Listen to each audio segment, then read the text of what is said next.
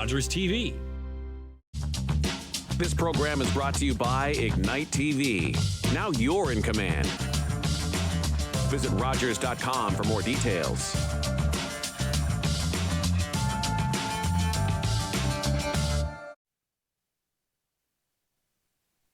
Hi, and welcome back to Third Eye View. Today, my guest is Kerri O'Donnell, and Kerri's from the States. Now, first of all, a friend of mine did an interview with Kerri for a documentary that she's working on, told Kerri about me, told me about Kerri. I contacted Kerri, and that's how we met. But one of the things that, and we will talk about the documentary a little bit as well, but one of the things that really fascinated and caught my attention with Kerri is that she does soul writing or soul readings. Soul writing. Yeah, soul writing. Readings for people. Yes, and she does this for people. And she did a reading for me where she combined two different decks of cards. Would have been two different decks, I think. Was it? A variety of decks, actually. I have maybe 6 or 7 different decks out, and I'm taking different cards from all the decks. And I think that's great. I'd get all confused on it. So anyway, Kerri, welcome to the show. Good to have you here. Now, I think first of all, let's talk about this documentary that you're working on, because I do feel that this is something that's really important. And one of the things I want to touch on with it as well, and you don't have to say who said what, but some of the predictions that came out for post-COVID. So if you can, well, first of all, what inspired you to write this documentary? Yeah, that would be a really good place to start, because what I want to go back just one step to explain what soul writing is, because I didn't coin the term. If you go and you can Google soul writing, you'll get Joanne DiMaggio, and she wrote a book. I believe she worked for the Edgar Cayce Foundation in Virginia. She's a very learned person. Her book is excellent. I recommend it to everybody. And she explained that soul writing was not quite automatic writing, but it was a sense of writing and channeling with a sense of purpose. Like, something's not taking over you, it's working through you. And then she coined the term.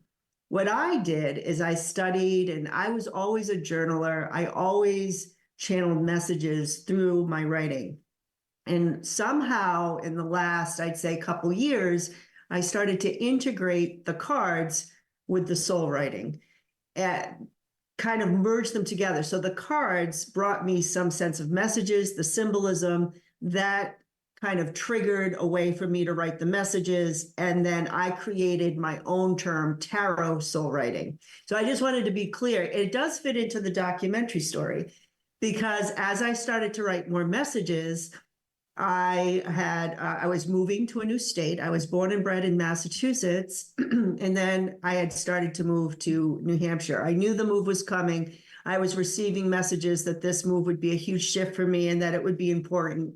And as I was preparing for that, I started taking a bunch of photographs in preparation for this move that I didn't know when it was going to happen, but I'm getting ready, right? So I'm getting all my old pictures and cleaning out my basement. And I started scanning all of my pictures, thinking it would be easier to move. And I started creating stories on video of each year of my life through pictures. And I created a 2020 picture story for myself, just based on my own life. And at the time, I felt like I was channeling the entire thing. It was the strangest, like, okay, this picture, this piece of music, this is how it all fits together. And then the pictures told me a story. And I felt like it was a healing journey. It was a healing journey even for me. It was a transition year. And that's when, through my soul writing, I was receiving messages, Kerri, you're going to do a documentary. You are going to actually collect the stories of other people like you collected your own story and you're going to put it all together. Now, you have to keep in mind, I am not a filmmaker. I'm just, I have a YouTube channel. I'm very creative. I love all that stuff, but it's not like I have the skills to actually do that. But when you get the call, you just go. You're like, okay, I'm doing a documentary. So I jumped right in. And that's sort of where I am now, in the collection of people's stories phase. So that's where we got to meet, because we got to interview and work through those questions and to talk about your year and what really stood out to you. Excuse me. Yeah. And I mean, it was interesting. And, I had, because you had sent me an email with some questions, questions, things to think about, things that I could talk about. And I started thinking, and yeah, I did this and I did that.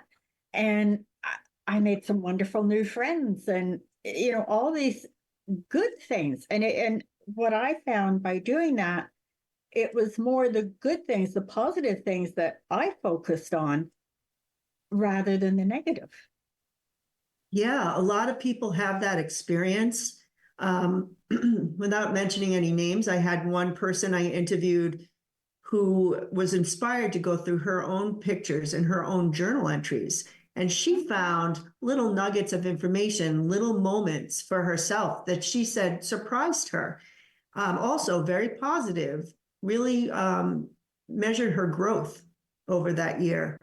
Yeah. I will say that experience isn't the same for all people. There's a wide diversity of experiences. There are some people that I invite. Like, for example, I have a very, very good friend. We've been friends like forever. And I thought this person would be a slam dunk to be in this documentary. Mm-hmm. And this person said, I have to take a step back here. Like, I'm not ready to go there. I don't want to relive that moment. I don't want to relive that time period.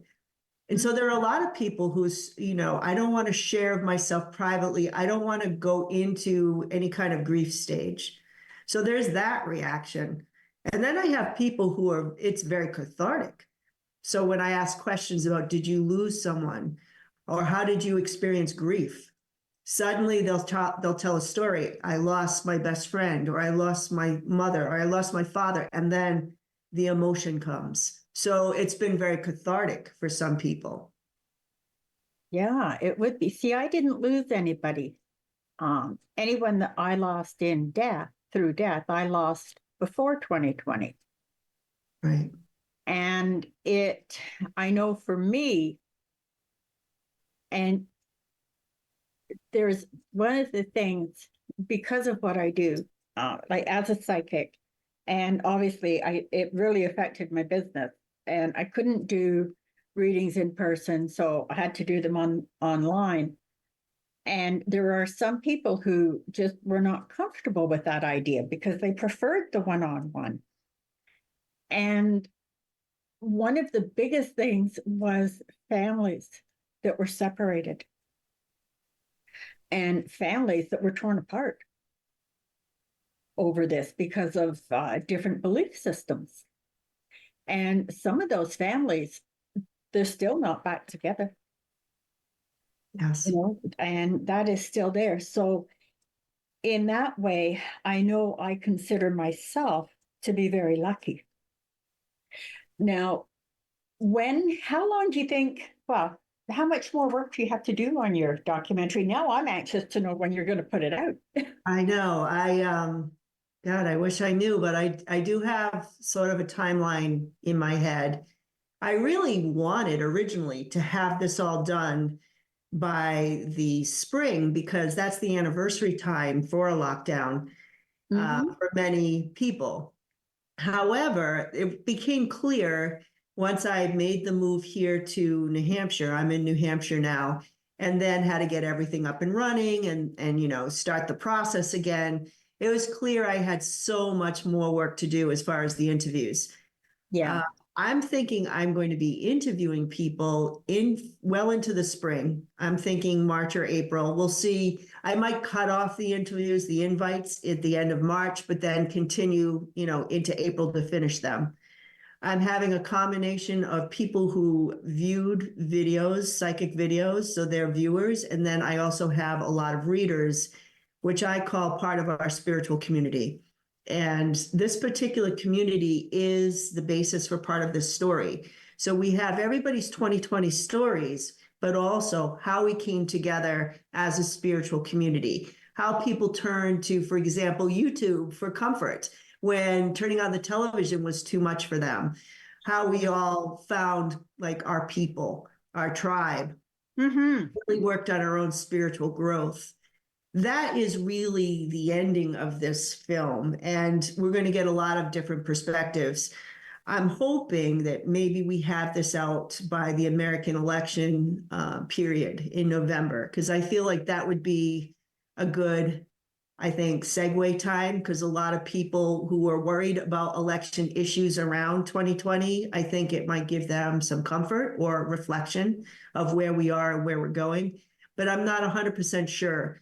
I kind of get the message from my guides, it will be done when it's done. Yeah. Now, I was given a time frame, a timeline for you, but again, they're telling me it is flexible. I was told roughly, give or take, 6 months. That would bring me pretty close to November, wouldn't it? Yeah. Yeah. Yeah. So that's what I was told. Not so much what you're given, but what you will be accomplishing. Because then when you've done this one, you've got to get ready to start your second one. Yeah. So you've told me. Yeah. I was like, but I didn't tell you about the third one that you're going to do too, did I? No.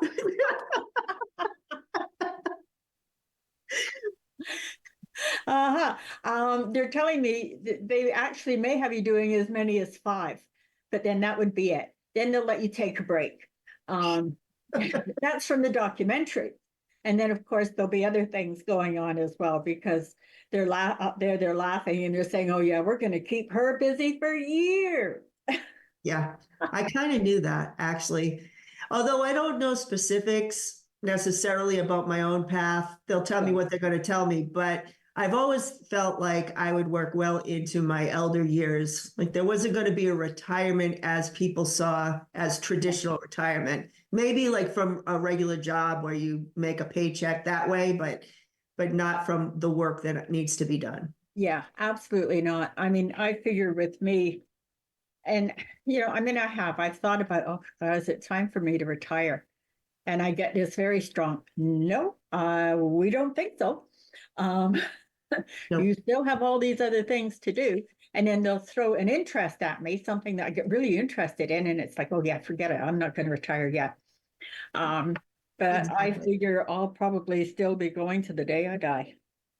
Yeah, I've always felt that myself. Yeah. But it's stuff that I really love to do.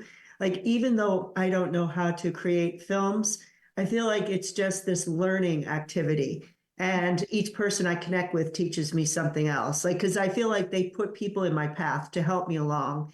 And that's the part that I really love, the learning new things, the creative aspect of it. So maybe that's why I'm chosen to tell the story, because it's not a burden for me. No. And they're telling me that they will send someone along to you to help you with the film part. Oh, good. Like with the editing, the putting it together as a film. And this person, like I say, they're being brought into your life to help you. And this is someone that you have known in a previous lifetime. Okay, so this is a soulmate. So that now they're telling me all right, so it's a male energy. And he's going to help you with all of this. And he's going to give you that little extra push that you're going to need. Because one of the things that they're showing, you don't mind me saying this on air, right? No, go right ahead. Okay. Because one of the things that they are showing me is that you're going to get to a point where you're really feeling overwhelmed with all of this. All right. Because it's a huge project. It is. And I think it's absolutely awesome that you're doing this. I really do. And I give you a lot of credit for it. But they're showing me a point where you're just going to get feeling so overwhelmed. And it's like, oh, Lord, like, I don't know, which way do I go next? And then this someone is going to come into your life and say, okay, sit down. This is what you're going to do. This is how you're going to do it. And then a third person will come in, and this is the one that's just going to say, okay, let's go. We're doing it. And We're this is doing how it. we do it.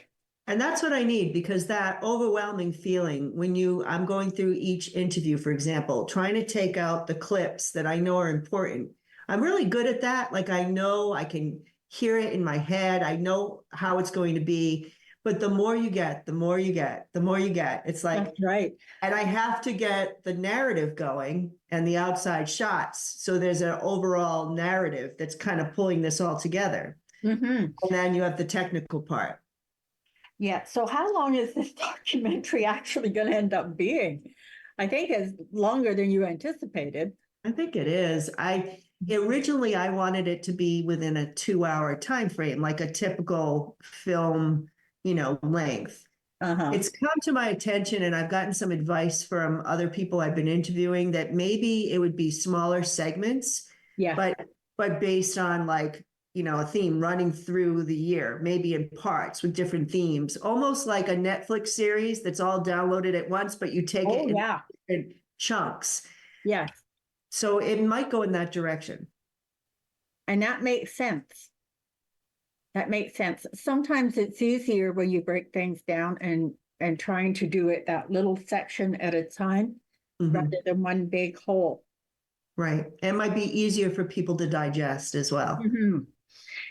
Now, one of the questions that you had asked me was, any predictions? What do I see for post 2020? Mm-hmm. And again, without giving any names, without giving a whole bunch of everything away, can you, and even maybe your own thoughts on what do you see for the next number of years, like after this? Yeah. I'm going to come by. I think my thoughts are very similar to some of the thoughts of the other psychic readers. And keep in mind that the people I interview have a breadth of different kinds of abilities. So I like to see it as everybody is tapping into a piece of the puzzle. And that hopefully when I put that segment together, we're all kind of putting together a picture that everyone seems to be picking up. I would say overwhelmingly, it's the first part, especially as we go into the next year, 2024, maybe even into 2025, we see a real split energetically of, like, say, two different types of humans. And this is not to put down anyone. It's just, it is what it is. There are some people who are ready to move on to, say, a more sharing or communal way of living or interacting with one another. And there is another group that's more that individualistic, I'm going to stand on my own 2 feet, self-reliant type of energy, who might be a little bit more skeptical, maybe a little bit less connected.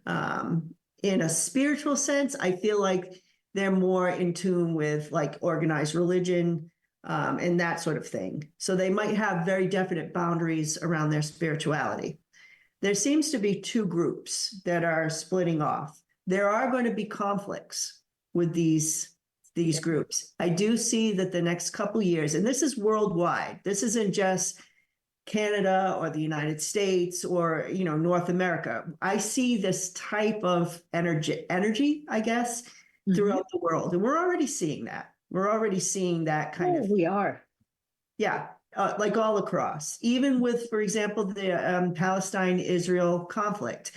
When you think about it, it's really based on this idea of the past. Some groups want to let go of the past. Let's come up with a 2-state solution. Let's, find a way to work in harmony. And then there are other people who are like, no, we want what we need because we deserve it. And both sides have good arguments for where they're coming from. It's just that when those 2 sides come together and they're not, that's when we get these conflicts. So I'm trying to, like, walk. I don't want to put anyone in fear or anything like that, but I do feel like there are going to be challenges. There are Oh, going to be definitely. little up there. There's going to be, little pockets of things people are going to have to deal with. That said, once we get through some of those conflicts, everyone seems to feel like at some point, as a group, as a human group, even though we have splits, we're moving to, I guess you could say, a more aware, a more communal, a more optimistic place. So things people are worried about, climate change, for example, there seems to be a sense that we're going to try to tackle that, or international conflicts. They're going to be really bad international conflicts, but it seems like we're going to make it through and make something better from it. So I'm not getting a lot of doom and gloom. Just No. it seems rather positive. It's going to take time, and it's not all roses. As No. as someone said to me, like, we all volunteered here to be on Earth, and Earth is a dualistic planet for a soul. You're always going to be dealing with that sense of opposites. That's what we signed up for. That's why this is a planet for rapid growth as a soul. It's you got to have some grit to come down here, like and to deal Oh, with yeah. what you need to deal with. That's probably never going to change. I don't get that changing, but where we're going seems very positive. Yeah. I remember years ago now, and I'm talking what, 40 odd years ago, uh, the teacher that I had, Lizanne Gallo, who is now in spirit, but she talked about this time. She she talked about a virus or something where a lot of people would die. She talked about conflicts and political conflicts more than what we have had in the past. She also said that, and her words were, they will not be allowed to destroy the earth. There will be an intervention. Now, she didn't say what the intervention was, but I mean, when you look at that, and I know one of the things that I have learned over the years of doing this is that predictions aren't always what they seem to be. So you never assume anything in this field. No. And I remember at the time when she said there was going to be an intervention, I thought, oh, UFOs, they're coming down. They're going to come to us. And, yeah, hey, it might be, but it could be a group of people. It could be one person who steps in and says, this isn't going to happen. I have been given visuals. I have seen things that can happen to some of the political powers that are sort of in place over the next year or two. Not the healthiest, not the best for them, but better for the country.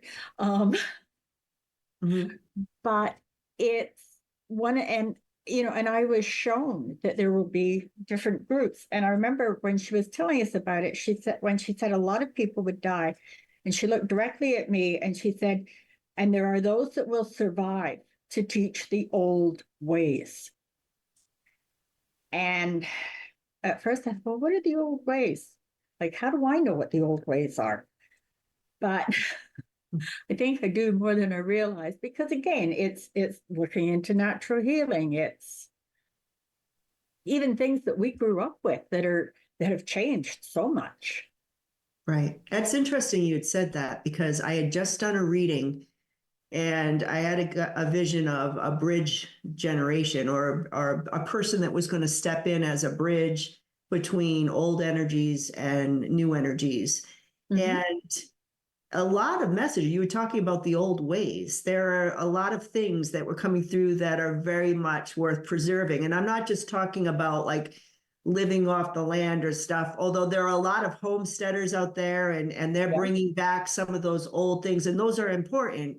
But also I had gotten things that were just like about not living through technology, and values that we might have had too. Yes. Values that were concrete that might have gotten out of hand, but were about community and I don't know, you know what I'm getting at? Like, I do, yeah. because that's something that I feel that we have lost.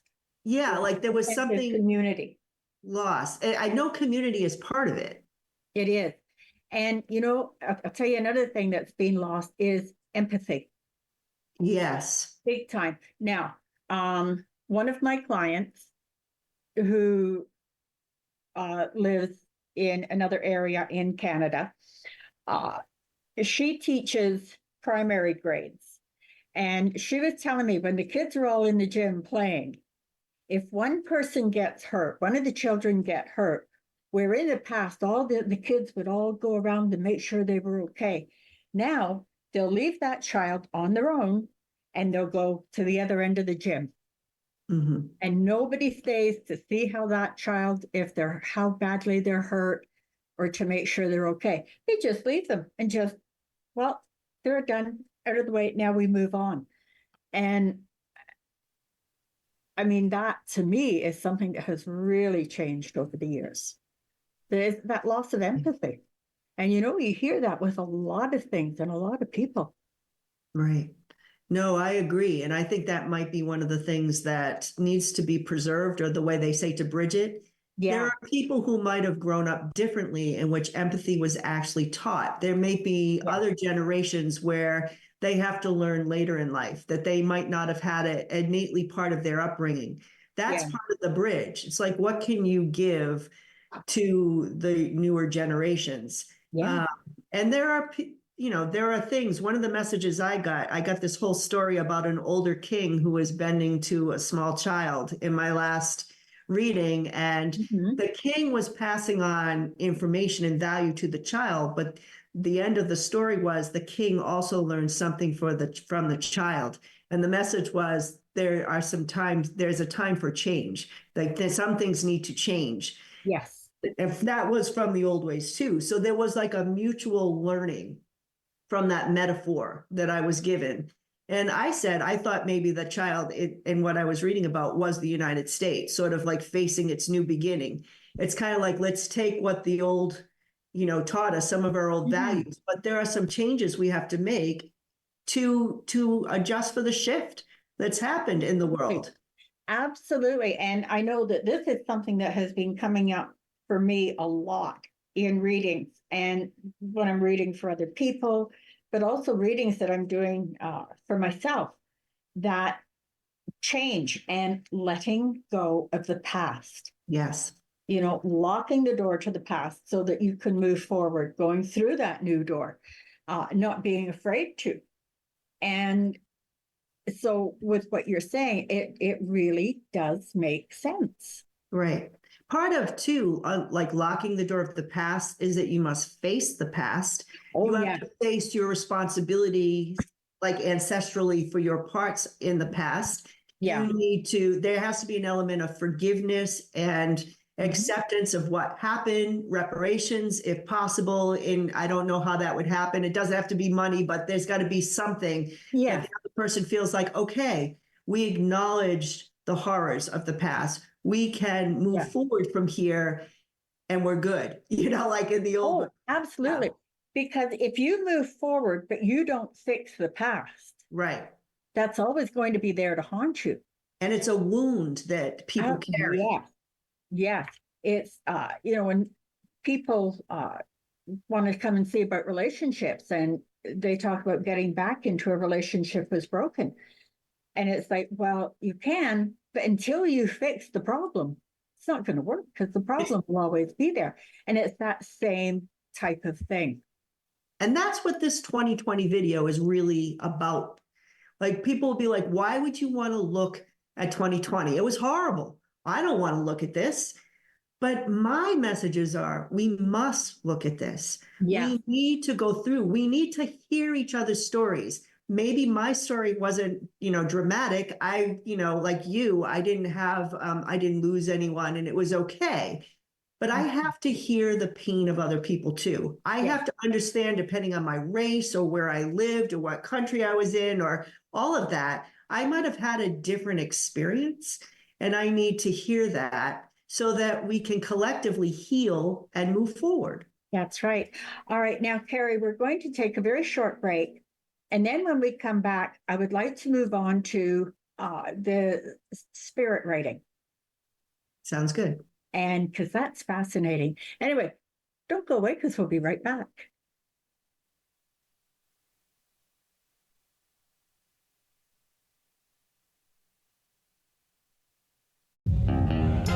Long way from Nashville and Mama, I'll tell you that. Performed from Montreal to Boston to Los Angeles. But Toronto, that's my chosen home. Sure, when I'm walking down Yonge Street, I see some funny people who have the nerve to point the finger at me. And grin and smile and whisper. My song was #2 on local radio. Sold 10,000 in Toronto alone. Turned down Ed Sullivan because they asked me to remove my makeup. Wouldn't do American Bandstand because of their segregation policies. I was just being me, never tried to explain myself to anyone. And besides, none of that to worry, Jackie, because I know I look good. Got a new way of loving, baby. Thought I want to teach it to you. Jackie Shane was a pioneer transgender soul singer, a central figure in the Toronto R&B scene. She helped shape what we know as the Toronto sound. I still remember the games.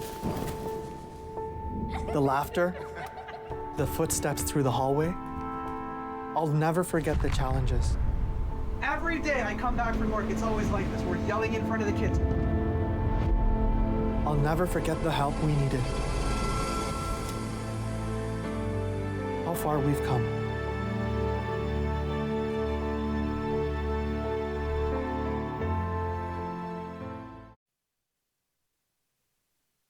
Hey, and we're back. Now, like I said, what I really want to talk about now is this spirit writing. I have done channeled writing in the past, and all my artwork is channeled through. So, the floor is all yours, Kerri.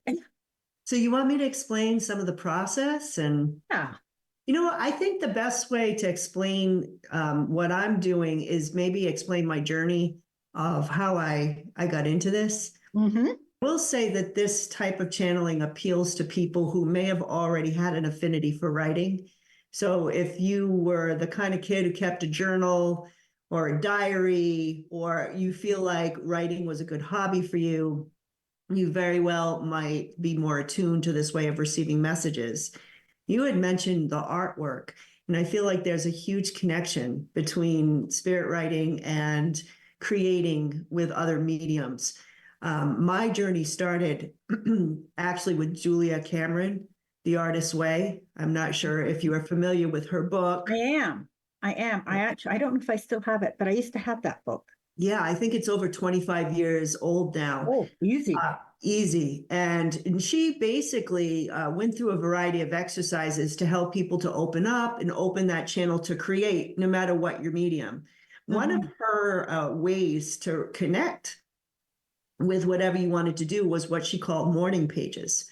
And I actually bumped into that book in the 90s. I read it crazily, started with the morning pages. So you have to understand, I was a school teacher at the time. I was up at 5 o'clock in the morning just so I can get in the shower, get my coffee, get to school, because my first class started at 7 a.m. And so so I'm going to try this morning page. It has to be in the morning, she says. You have to fill 3 pages of writing. So I would wake up even earlier, 4:30 in the morning. So I'm up. Keep in mind, I have 3 small children, a full-time job, but hey, we're going to do this morning page thing. At 4:30 in the morning, I would write every day. I had the whole ritual of music and a candle. And then one day, it was as if it was like radio frequency went off in my head. It was like I literally sounded like a radio when you're trying to tune into a station. That's how I experienced it. And I heard a voice, and it was like it just kind of came through, and it was that loud in my head. It was very, very strange. And from there, I realized a lot of what I had been writing seemed to be coming from another source. It was the first time that I was connecting what I was doing on the paper. I thought it was just a mind dump to, oh, I'm getting some other kind of information here. So that was the beginning of really making this an actual process. That went into tarot card reading, which I learned separately. And what I did is on my 40th birthday. It's kind of a depressing moment for me. I had just quit a job, the teaching job I had for a long time. It wasn't working for me. Mhm. It was my first time where I had like a year off to really reflect. What am I going to do from here? And I was poor, so poor, like no money. My mother gave me $25 for my birthday. And I took that money and I'm like, I should buy groceries right now, but darn it, I'm going to buy a deck of tarot cards. Don't know why I made that decision, but I did. Don't know anything. I mean, I've had readings before, but I didn't know anything about reading tarot cards.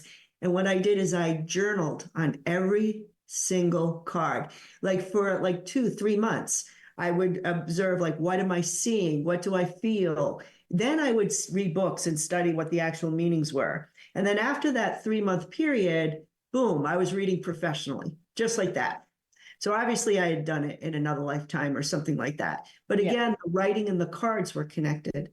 And then that moved to just recently, with intention, creating what I would call soul writing sessions, where my cards go out. I have a journaling meditation session, and I do that before everybody's personal readings. And then I answer their questions. And then I actually connect it with what I've already written down, because I'm asking their guides, what is it that you want them to know?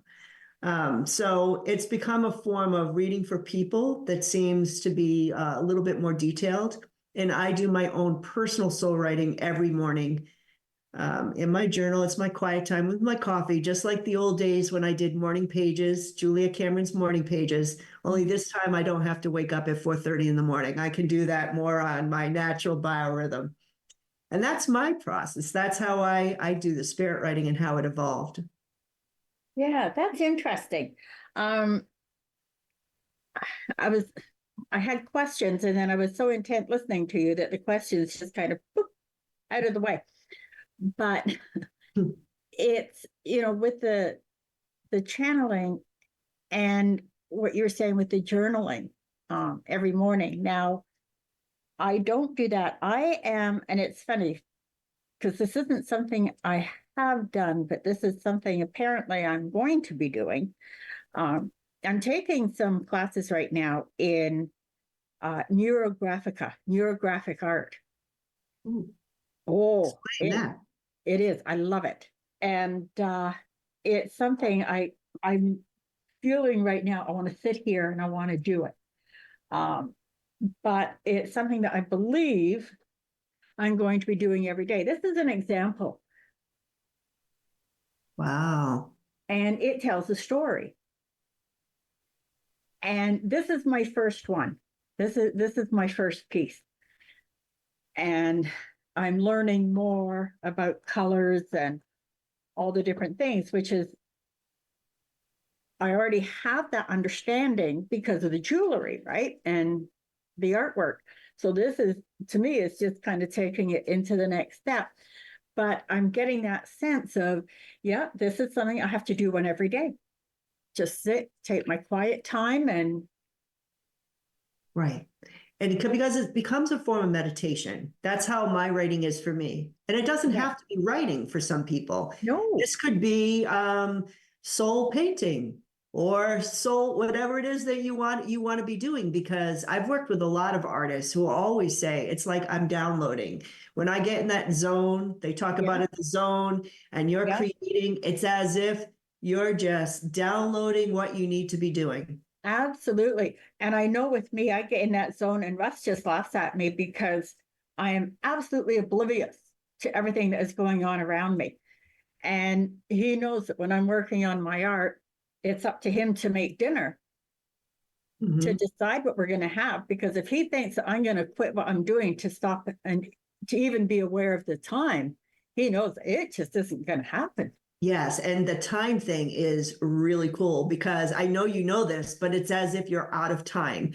So that you could be in that, painting for, say, 3 hours, or for me, it would be writing, but it felt like, wow, time went by so fast. Like it felt like 20 minutes, 30 minutes, like 3 hours went by. What happened? So you have this real shift with time when you're in that zone. Oh, absolutely. And it's funny, because they say that there is no time. Well, this is excuse me, what my teacher taught me, and well, taught us, but there is no timing on the spirit world. So what is a day to them can be a year to as much as a year to us. You know, what's 5 minutes can be 5 hours. And so this is one of the reasons that when you're predicting it doing predictions, it can be difficult to get an exact time. It can be done. Sometimes it happens, but there's times you can be out a day, a month, whatever. And but again, it's all that thing that you're in, all of a sudden you're in that zone, you're in that other space where time doesn't exist. Yeah, and I almost feel like I'm slightly out of my body. Now, this is my own personal experience, but I kind of have this image as if this is my body in that moment when I'm like in that zone, it's as if my soul is like reaching upwards. I'm not out of my body. I'm not astro traveling, but I'm like, it's almost like I'm reaching up and they might be reaching down and we're meeting somewhere in the middle. Yes. And maybe that's why I'm experiencing the time shift, because I'm not quite 100% in my body at that moment. Right. Well, I know too, like I'm working with a series of different teachers. And, you know, they keep talking about the importance of meditation.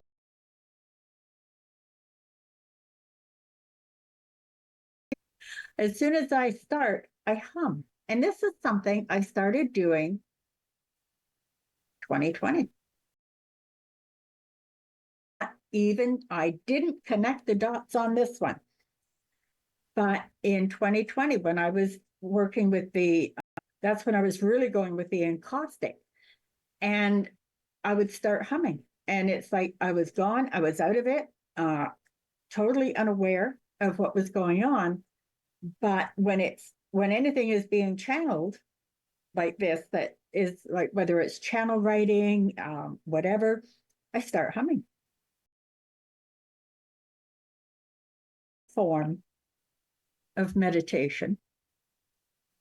And that's where I am when I'm in the zone. It's interesting you're using sound, the hum, to kind of move yourself into a different state. Yeah. I feel like it's a way we get into, is it theta? Or theta. That's theta. correct. Yeah. I actually listen to binary beat kind of music with the theta waves. And that's a way for me to get into that state, which is interesting. You're actually I'm doing it from an outside source, but you're almost creating something with the hum. Yes. Very interesting. Yeah. And when I've had the humming in my head, when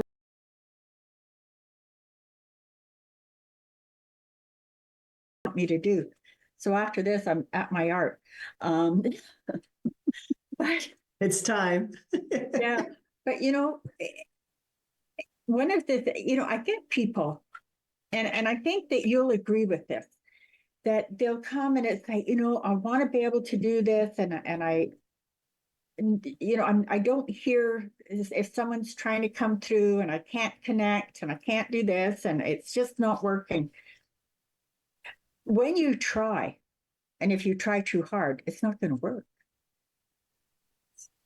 You really have to be in that relaxed state. Yes. It is with what you're comfortable with. You know, when a number of years back, a long years back, when the idea of meditating really started coming into vogue, and all the meditation tapes and new age tapes and all of that. And I tried some of them and none of them worked for me. I used to listen to classical music. And that was the only time I ever listened to it. But I was able to meditate to classical music easier than I could anything else. So I think it's a personal preference. Like that this is how you have to do it. And I'm sure that you have found that too. That absolutely. You know, yeah. But that's why I was going to say, that's why I always preface that this is my experience. Yes. You can take from it what you would like to try.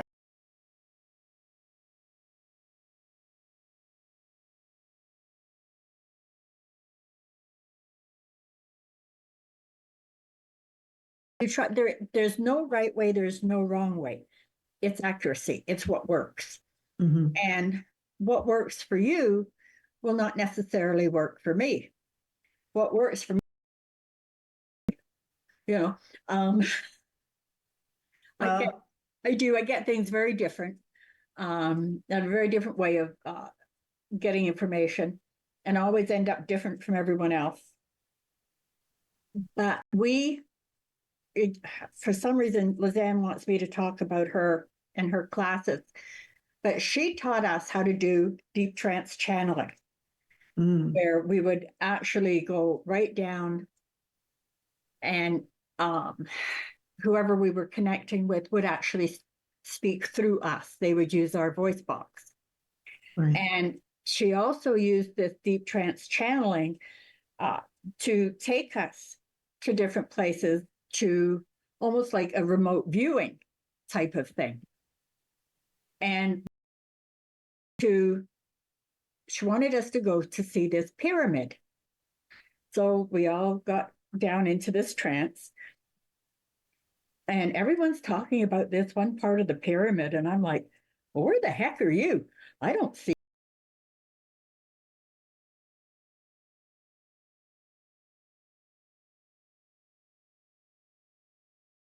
And I got bored. So in my visual, I wandered off and I found a waterfall. And oh, it was lovely. It was so.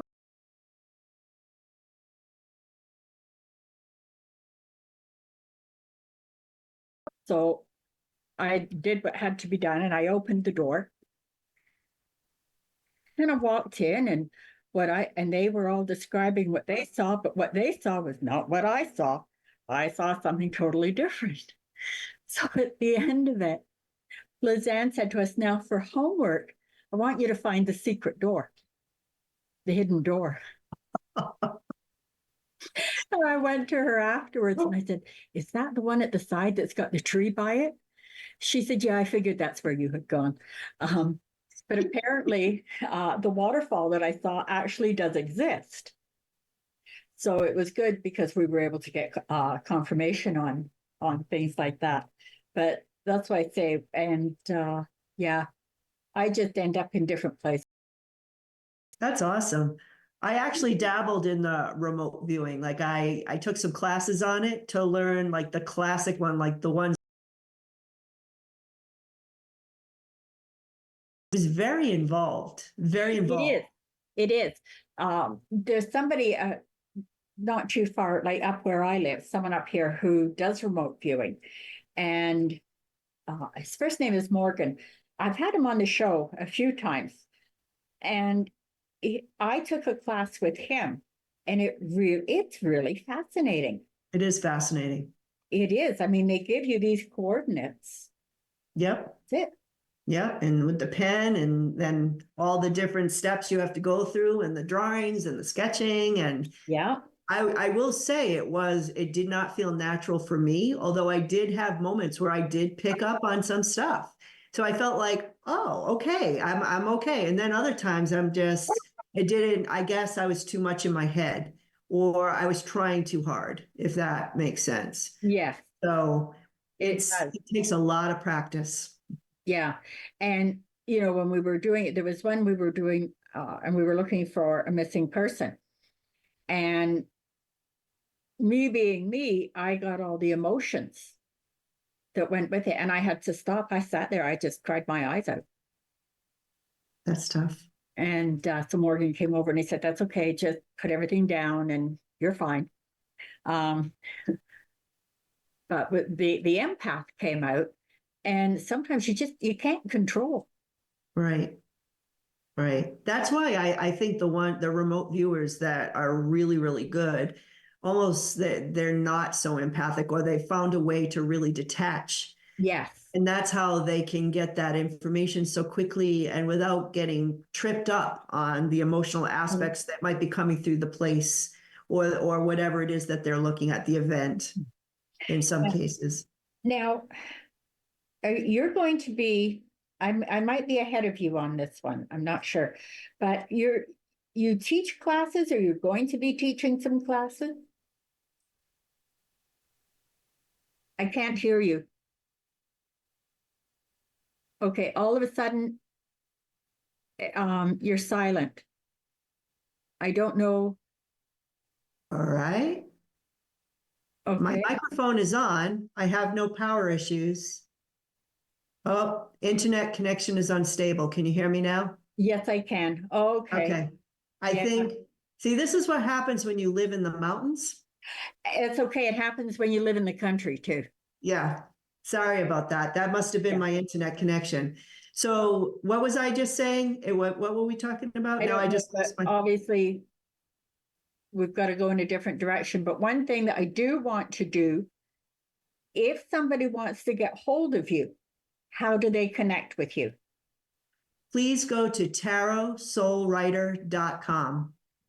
Everything that you need to know, my classes, my readings, my YouTube channel, anything else or ways to connect with me will be right there. All right. And are you still looking for people to interview for your documentary? I am. And actually on the website, it will say 2020 projects, schedule an appointment. Please go there if you're interested in being in my documentary. Click and that will lead you to a page to schedule an appointment with me. And I should be taking appointments through March. All right. So, if you have an experience that you would like to share, and Kerri is very comfortable. She's very comfortable to work with. But if you have an experience that you would like to share, get hold of her. You may fill in. You never know. You might fill in some gaps. You just might. Yeah. You just might. Yeah. Yeah, it was upcoming classes. That's what I was going to talk about. Yeah, upcoming classes. And I will say I've taught them in the past. And right now it's funny that things bleeped out just then because I said I really wanted to start them up again because they're great. We get to work as a group, we write together, we channel together through the cards. I teach you the whole process. And we've had some wonderful groups. But I put them on pause to work on this documentary. And of course, part of me really wants to start them up again. But apparently Spirit's saying, maybe you should just do the documentary right now. Yeah, one thing at a time. Yes, but the classes will be, if I start them up again and I know it's the right time, you'll know on my website. Yeah. Oh, good. Because the time will come that you will teach and take some new classes too. Yes. Already have some ideas in my head. Yeah, well, see, there you go. All right. I'm just trying to think what else. There's so many things here. Now, are there other things that you are involved with? I think I have to say no right now. And I think that is a blessing because the early Kerri, the Kerri who got up at 4:30 in the morning, was a workaholic who raised 4 children, had a full-time teaching job, also took extra jobs in the summer, and was an adjunct professor of a teacher of teachers. I've had 80 hours a week, everywhere, doing so many things. I finally got a space in my life, and I think coming here was part of it, the move to New Hampshire, to give me an environment where I'm away from distractions. Yeah. And could just sort of focus on my spiritual work. So it's just my husband and I right now. The kids have cleared out and are living their lives. And I think I have the space to just work on the things we discussed. Yeah. So now you have your time, your life. Correct. Yeah. And it's good that you have something to do, because there's a lot of people I know that the kids leave home and it's like, and they retire and it's like, oh God, now what do I do with my life? And I will say this is just me, but I've always been very self-contained. And so even though I made my children a big part of my life, obviously earlier and so forth, and even my students and my teaching, how do I want to say it? I've always had an inner life. I guess we could just leave it at that. I've always had interest and I've not been shy about being able to express those. So I've never had that empty nest. It's kind of like, woohoo, now let's go on to the next thing. Well, yeah. And I know that that's, with a lot of things, I'm kind of the same way. It's like, okay, my turn. Right. Fine. Now I can do this idea or this idea. That's right. And there was still a lot of things I did when my kids were young. Like once they got into their teenage years, there were things that came up in life that I was able to do, and I did. And I think you have to. Yes. I've always had that as well. Like my interest never went away just because I had kids. I was never so absorbed in their lives that I forgot about mine. But I also made their lives a priority. Oh, yeah. And I feel like as a mother, you kind of have to. I mean, You do. I took charge of it. Somewhere out there, I made an agreement to bring those children in the world. And I felt like I needed to see that through until they're okay. And I know that job never really ends, but it's just different now. But I never felt like I had to sacrifice myself for them, if that makes sense. I'm sacrificing a part of our time. Yes. Because you need this now, but now you're taking care of some things on your own. So I can devote my time to other things. Yeah, we have to. Now, one of the things that I'm being guided to do, because I have this little deck of cards too that I made. And these are affirmations and inspiration. And what I do, so I don't let other people shuffle these ones, but I will have them pick out 3 cards. Now, I'm doing this with the intention that these 3 cards are geared sort of generic to people that's listening. So if you connect with them, that's great. If not, well, we'll do it again another time and something will come up. But if all 3 may connect, only one may connect. The 3 cards that have come up is 1, as you believe, so it becomes. Which, if you believe that you're going to do something or something can happen, absolutely. And what's going with that one is believe in yourself and know you can. And it's funny because those 2 cards really work hand in hand. And I believe in magic.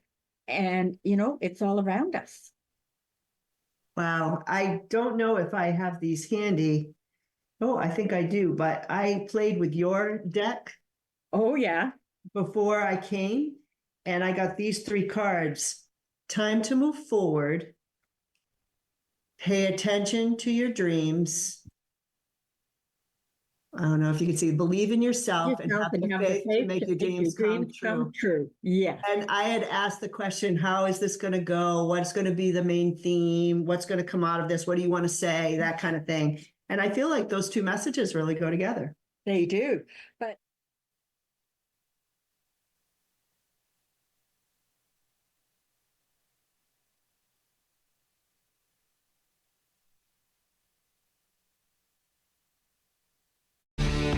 connect with us by visiting our website or email us at comments@rogerstv.com.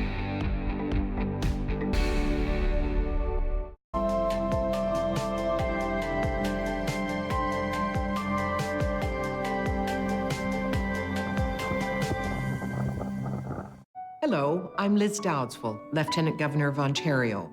In 2008, carbon monoxide, a deadly invisible gas, killed an entire family in our province. That tragedy led to a new law requiring homes with potential CO sources to have alarms. John Gignac's family members passed away that day, and he shares his story to save others. Please make sure you have working CO alarms in your home. Protect your family today. The Hit UK show is back with a brand new season. I'm so happy to be back. 12 unusual suspects go undercover. I was blown away. That was amazing. It was popping. Can you unravel the clues and guess who is behind the mask? Kim Cattrall. It could be Sting. Okay. Everyone, who's behind the mask? No. Why? The Masked Singer UK. New episode